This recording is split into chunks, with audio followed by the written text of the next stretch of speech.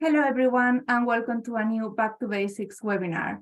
At this time, about security and user privacy. We are going to give a couple of minutes to all of those who are still joining, and we will be back with you shortly.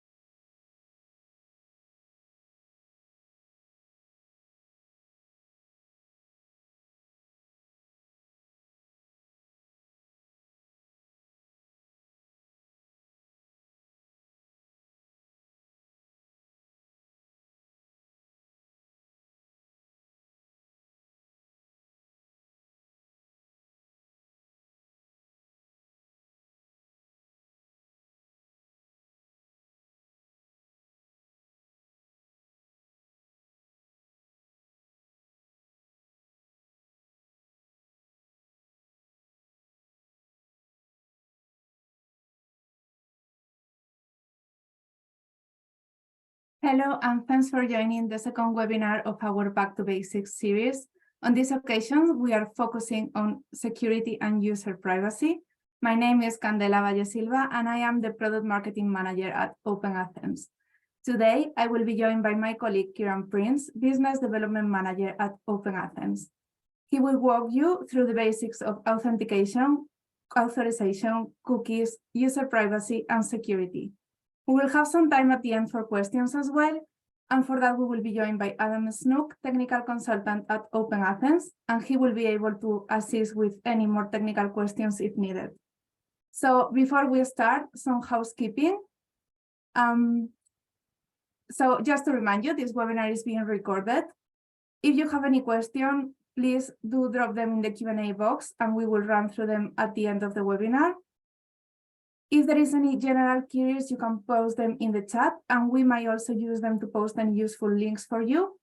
And lastly, we have closed captions available, so feel free to use the live transcript by enabling it at the bottom right of your screen. And now, yes, that's it from me. I will leave you now with Kieran, who will tell you everything about user privacy and security.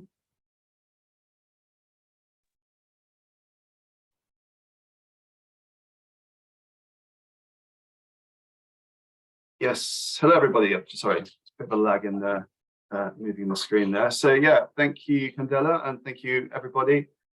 Yeah, we really appreciate your time. My name is Kieran. I'm the Business Development Manager for OpenAthens. In my role, I work with publishers and content providers all over the world, helping them connect with their library clients through single sign-on. So today we're going to talk a little bit about OpenAthens, authentication methods, and user privacy. So we'll start with the types of authentication commonly used in digital resource access. First, there's IP recognition. This method doesn't actually authenticate, but authorizes an entirely anonymous user. Due to its inherent anonymity, IP addresses aren't recommended for authentication as they don't uniquely identify a user. Additionally, IP addresses are mutable and can change. Leaving old ones active can make them susceptible to man-in-the-middle attacks. Although never designed for authentication, IP-based access is still prevalent and is often the default when users are on campus. Both publishers and libraries are increasingly adopting more up-to-date authentication methods, but it's important to know that we still cater for IP-based authentication. It's particularly important in developing regions and within smaller institutions across the world. That being said, using IP addresses for authentication has impacts for misuse. I spoke with a medical library at a conference last year who lost access to the whole organization for a major resource due to some suspicious download activity. And because they were using IP authentication, there was no way to identify the account responsible. So that rather heavy-handed approach was seen as the only option for the publisher. It's also important to note that about 58% of IP ranges held by publishers for libraries are inaccurate. I think this further demonstrates the weaknesses in IP-based authentication. And there have been examples of organizations sharing an IP address. So there can be challenges with using this old protocol in a world where access controls are required to be much more dynamic. Almost all publishers will have an additional login for their individual subscribers, or perhaps they have a login for customer administrators. Username and password can be useful here, and popular solutions include Auth0 and Okta. And lots of government and e-commerce platforms use these services as they're ideal for facilitating individual login. However, they're not a good fit for institutional access, particularly where libraries are given a single credential to access the platform that they're then meant to share with their users. I've actually found in the past public-facing library websites that include login instructions and credentials for a resource. Apologies. And that obviously creates a huge security concern. Also, managing individual username and passwords can create a support headache for all parties. Users will often not know where to go for support. But using this approach is far more common with small or niche resources that do not support IP-based authentication or single sign-on. Another method is using a managed proxy. While these can sometimes offer a simpler setup, they are sometimes less secure and more unstable. With growing security concerns, publishers are increasingly moving away from proxy-based authentication. However, OpenAthens does offer a solution with the Global Proxy project. With OpenAthens, our proxy users enjoy single sign-on and connect through an encrypted and secure proxy.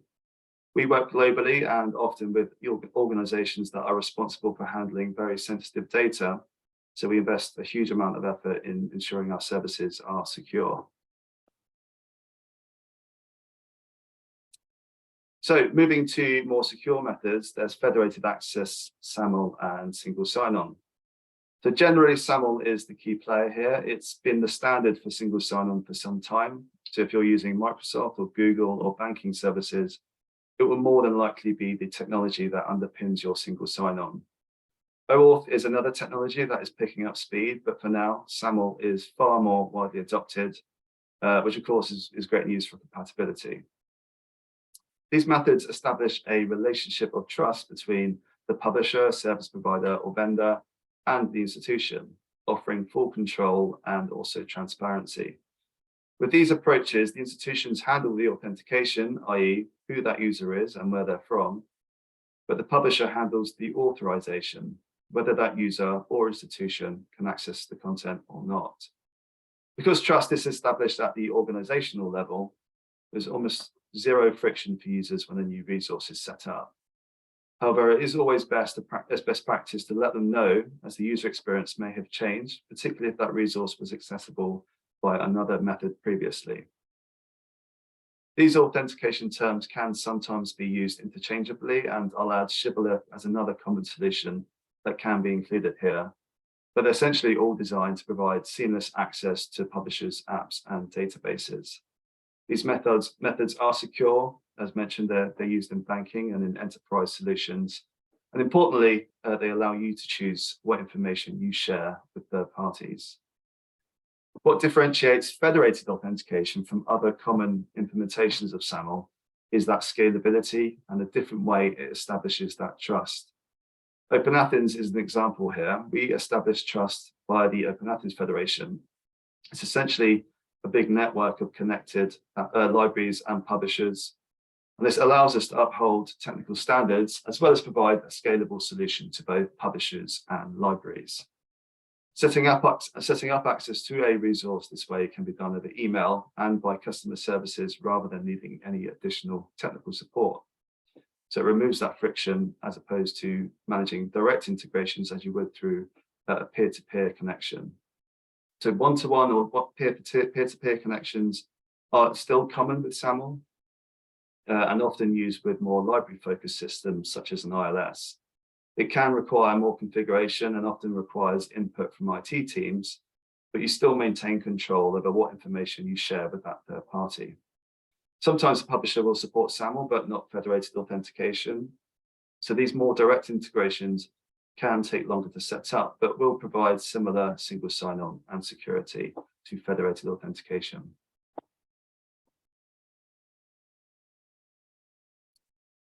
So yeah, let's talk about cookies. So while not all publishers delve into explaining their cookie usage, it can be beneficial to understand them. Some cookies are essential while others improve user experience, and there are two main types. So number one is session cookies. These will expire after a session or whenever the user closes their browser. And two, there are persistent cookies, which are stored on the device and they can help you remember your preferences. However, it's crucial to note that storing user credentials in persistent cookies is not recommended for security reasons. And cookies stored in the browser can be useful from a user experience perspective. For example, they're used in the OpenAthens Wayfinder and lots of other WAF solutions. So WAFs often shorten to, WAF is a shortened acronym for where are you from.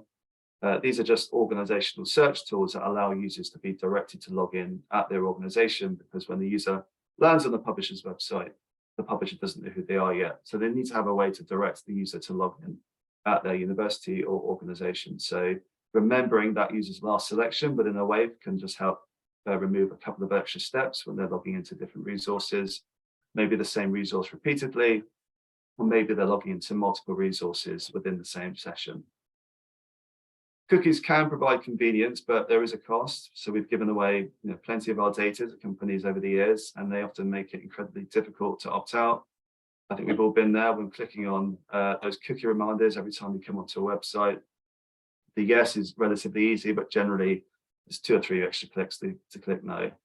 But there are, and again, it's important to know that there are huge changes taking place in the way cookies work. And this will have some impact on the way online platforms operate, including authentication services like OpenAthens. So my colleague Adam, who is with us today, has written an article with Heather Flanagan about this on our website. So I think there'll be a link in the chat, and I will urge you all to read it. And he will be happy to answer questions about that in more detail at the end. So with OpenAthens, we simplify most of our solutions through single sign-on, so we'll discuss that next. So single sign-on is a powerful tool for password security. So again, most people lean towards easy to remember codes or complex passwords that they just reuse for multiple sites. So that can compromise safety. So single sign-on reduces the number of accounts users need, facilitating secure access to products and services. It allows users to sign in and access information without any unnecessary barriers, enhancing both the security and the convenience for the user. So we enforce strict password guidelines like lots of websites, and these protect users as well as protecting your licensing. But you still have control over password management, so you can easily provide support to your users if they ever forget their credentials. There's been a cyber news investigation recently that found about 20% of passwords are unique. So we recommend passwords of at least 10 characters with the usual recommendation of numbers, symbols, and misspellings.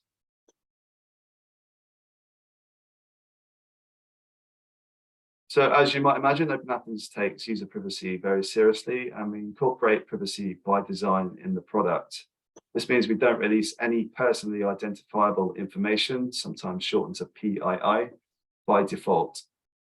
Instead, we send a pseudonymous and persistent user ID, and this can be used by the publisher to provide a user profile without needing the name or the email address of that user.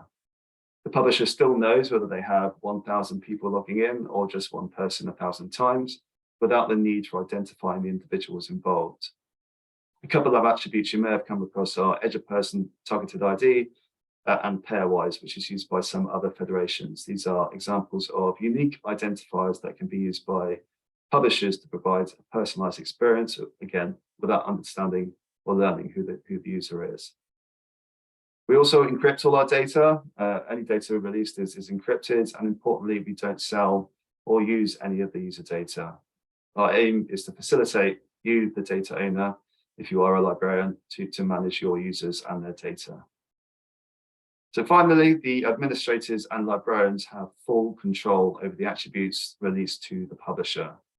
So this shouldn't limit your ability to build your usage reports. You can build rich reports using more granular attributes like faculty without actually releasing these to the publisher.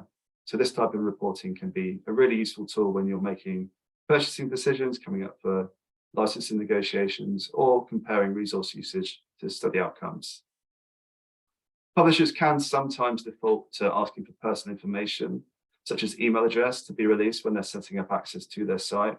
But we do always stress to them that they don't make this mandatory. So if you do come across it, it is important to push back. But from my experience, publishers generally want personal information for authorization and personalization, rather than wanting to sell the data or do anything more nefarious with it. We do also see examples of publishers asking users to fill out a profile for the first time, like the first time they log in. That's to get around that consuming any personal information. While this is user-driven consent, it does create a barrier. So we would encourage libraries to let us know if this does occur. We've seen lots of activity recently from a resource on our listserv.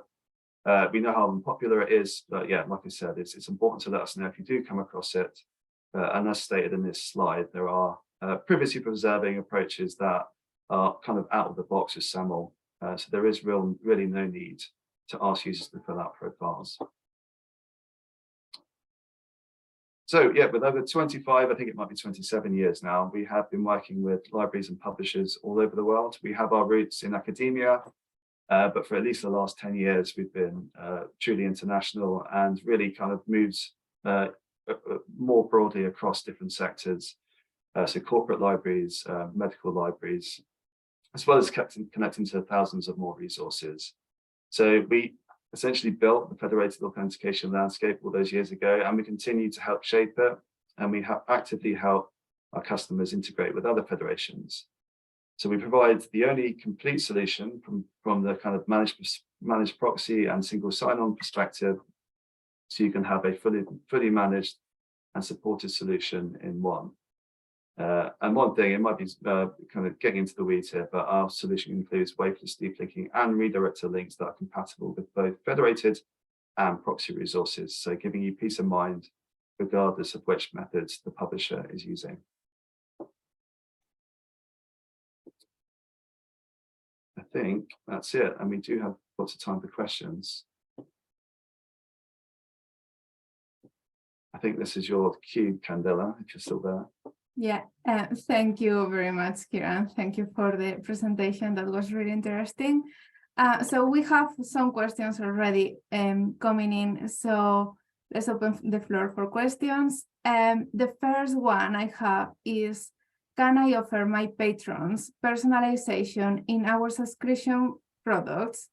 For example, safe searches, bookshelves, etc., without releasing PII, so personally identifiable information. Yeah, so I might bring Adam in for this one if he's still on the call. He is here.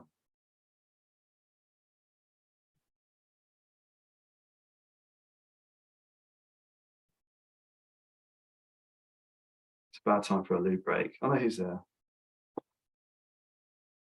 Oh, did someone mute me? I did say. Yeah, sorry, could you ask that again? I was reading the chat and the Q&A, so I got distracted by those ones. Yeah, sorry. The first question was, can I offer my patrons personalization in our subscription products, for example, safe searches, bookshelves, etc., without releasing PII?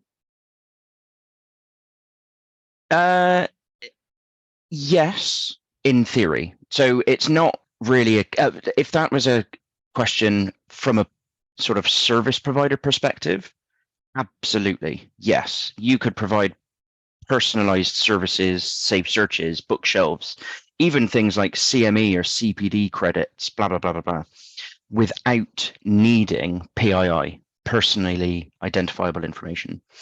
So as long as you can uniquely identify the individual, then you can provide personalized experiences to a point, of course.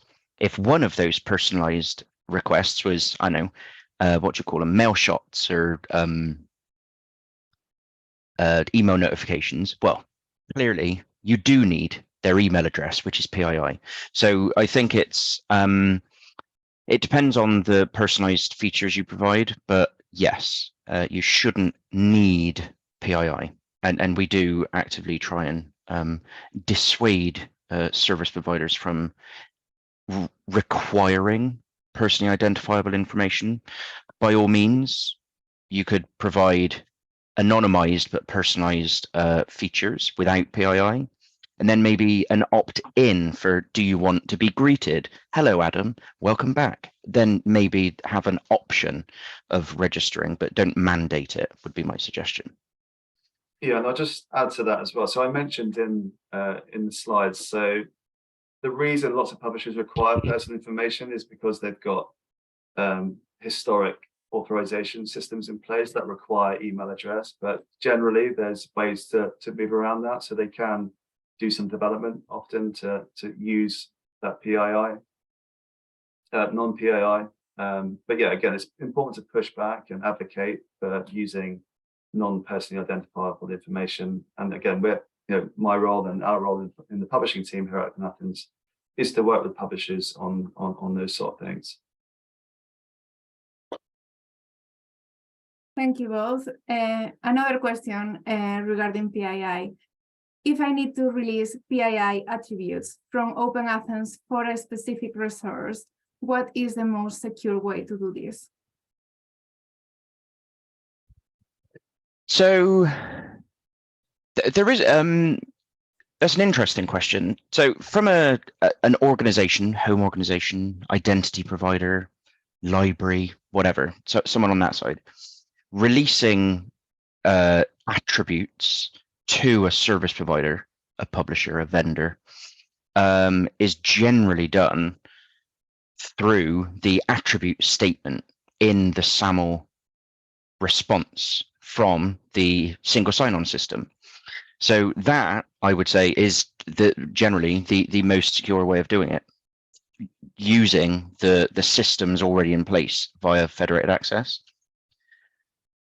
Because any other alternative, for example, we use the pseudonymous based access to provide personalization. So the identity provider, be that Shibboleth, Azure, OpenAthens, if it just sends a unique ID and then you want to pass them personally identifiable information, if you don't do it through the SAML response, through your single sign-on system, then that would mean you'd need to manually upload a load of user data. So this is quite common in the library space where you have these patron upload files. So rather than do it through the tools available, there's often, I don't know, an FTP server maybe involved, or a manual login to an admin and upload a file. In general, if you can avoid doing that, I would do so, because it's a lot more prone to user error, in the sense that was the I don't know, let's say a spreadsheet, was it filled in correctly? Who knows? Whereas if you rely on the information within your identity provider, within your single sign-on system, then that should always be accurate, because that's being managed by HR or IT or whoever, and those records should be up to date. And by doing it as part of the SAML federated sign-on stuff, it's signed and encrypted, so it's secure in terms of the data transfer as well. Thank you, Adam. There is another question. Could you tell us what is the difference between Shibboleth and OpenAthens? Yes. Now this is this might be a long-winded answer. So what you will often see on, say, a publisher or vendor website is log in with Shibboleth. Now, in general, what that means is log in via SAML or via federated access or via single sign-on. Again, there's loads of different names and terms for these things. And often Shibboleth, the word is synonymous with institutional login, organizational login, single sign-on. But it isn't. It's just a piece of software. So often, if you see login with Shibboleth, you could probably log in with OpenAthens or with Azure or with some other SAML-based system. So going back to the question, Shibboleth is open sourced software, not a method of access. It's just software, and it provides both identity provider software, so Shibboleth IDP, and service provider software, Shibboleth SP. And that is open source software that one of the parties, be it the IDP or the SP, so the library or the publisher, for example, they can integrate to enable single sign-on, federated access, that kind of thing. And in the same way, OpenAthens is a SAML-based piece of software, but instead of locally installed software, OpenAthens is a SaaS product, software as a service, or to use a buzzword, cloud service, where we host and manage all of the infrastructure. And you don't need a developer to maintain it. But at their core, they both provide SAML identity provider and or service provider functionality. The only additional thing, obviously, well, I say only, there are many additional things obviously you get with OpenAthens, which is like an integrated proxy service. Whereas if you had Shibboleth identity provider, you'd probably need some other proxy service like Easy Proxy or WAM, or I don't know, a myriad of other things are available. It also has statistics built in. So I could go on. Basically, OpenAthens is a suite of products, features, tools, and services. Shibboleth is kind of a dedicated system for enabling single sign-on. Hopefully that, as I say, I did warn you it'd be long-winded. But... Thank you for that, Adam. There is a question in the chat. Does OpenAthens discourage publishers from requiring registration information from users? It feels like more publishers are doing this lately. That is a very good question. So I want to say yes, which links to a question I answered earlier. So we do try to discourage or dissuade publishers from mandating that you must supply personally identifiable information, be it by sending it from your single sign-on system or by mandating that you must manually fill in a registration form. Because of course, at least then, as a, for example, library, you're not passing PII without the user knowing. At least if there's a registration form, the user knows that they're registering their personal information. So what we do is we do discourage making that mandatory, and at least making it optional if they require a registration form. But sometimes, just due to the nature of the service provider platform, the publishing website, whatever it might be, sometimes they do need personally identifiable information for, especially things that use, I don't know, say CME credits. What is that? Continual medical education. So I think that needs to be named individual. Long story short, yes, we do, but ultimately it is the service provider's decision. Thank you. Another question we have is, how does OpenAthens work with PrepStep that requires individual sign-on? Yeah, that was at the beginning of the thing. That was what was distracting me. I was Googling PrepStep. So it's not something I am familiar with. So as it stands right now, I can't answer that question because I'm unfamiliar with PrepStep, but I will continue to research as we go. Thank you, Adam. There is one more question.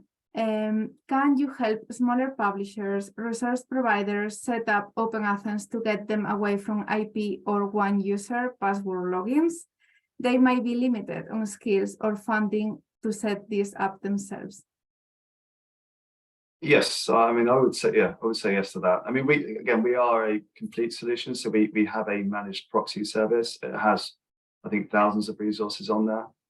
But we would always treat single sign-on access through OpenAthens single sign-on as the primary method and the sole reason many of our customers use us. So we, again, as part of my role, is always to encourage publishers to move away from using IP-based authentication or proxies.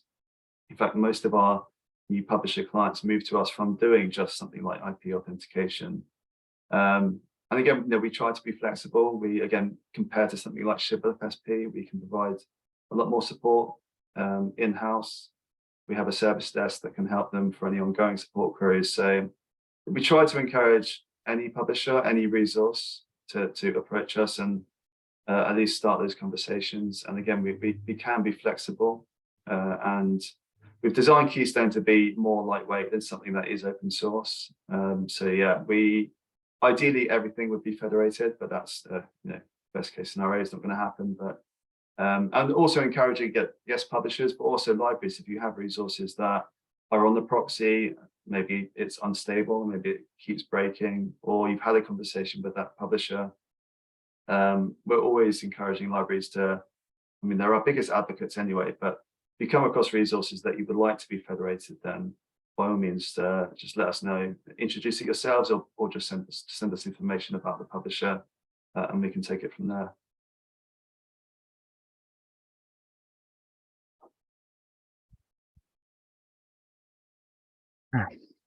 I was just going to say, if I may, I want to go back to prep step.